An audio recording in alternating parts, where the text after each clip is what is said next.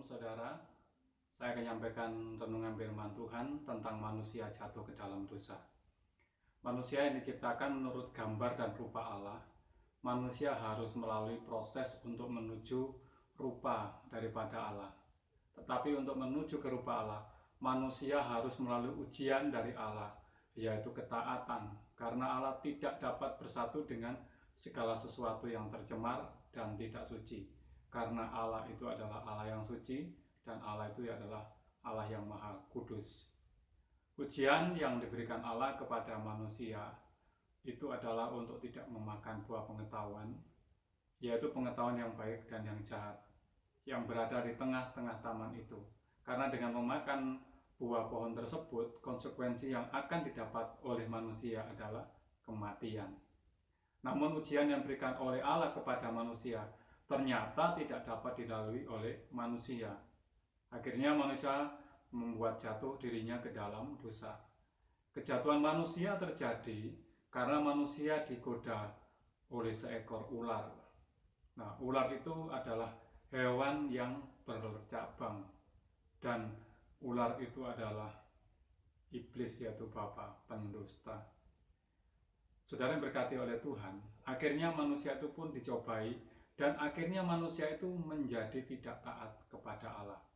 Manusia disuruh makan buah yang sangat menarik, yang dapat menarik dan memikat manusia, sampai akhirnya manusia membuat keinginan manusia tersendiri bertambah besar dan tidak dapat lagi lari dari cobaan tersebut.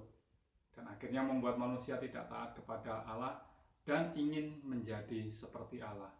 Ketika manusia makan buah tersebut, dia sadar bahwa dirinya dalam keadaan telanjang. Dia mencoba untuk bersembunyi, menyembunyikan ketelanjangannya itu. Manusia mulai kehilangan kemuliaan Allah dan hanya dapat melihat hal-hal yang jahat di bumi.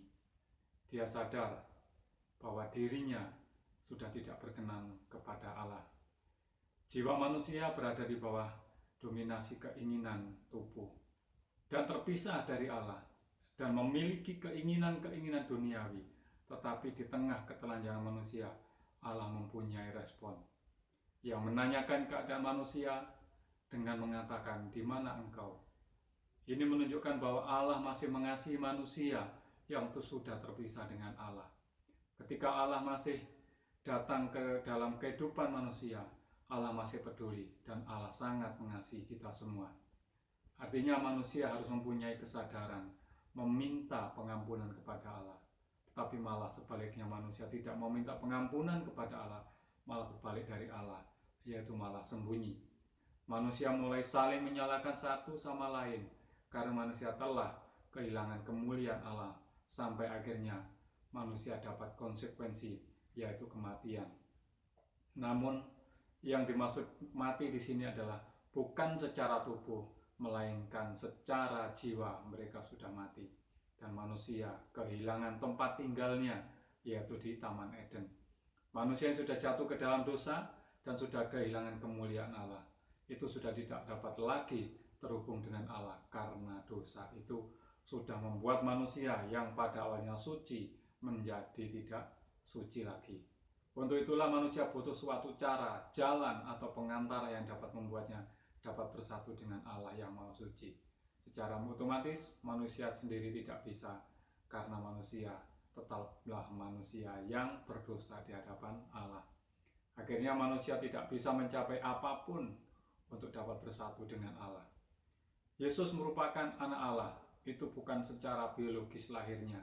Yesus dari Bapa, yang mana sejak awal Yesus adalah Logos atau firman Allah. Oleh karena itulah Yesus disebut anak tunggal Allah. Yesus merupakan anak Allah itu bukan sekedar datang ke dunia, tetapi mencari ciptaan Allah yang sempurna, yaitu manusia. Oleh Yesus Kristus kita diwakili. Oleh Yesus Kristus kita ditebus dosa-dosa kita, dan kita digantikan kesengsaraan kita. Maka itu kita sudah ditebus, kita sudah diselamatkan. Tugas dan tanggung jawab kita adalah selalu memuji dan menyembah Tuhan, taat kepada Tuhan,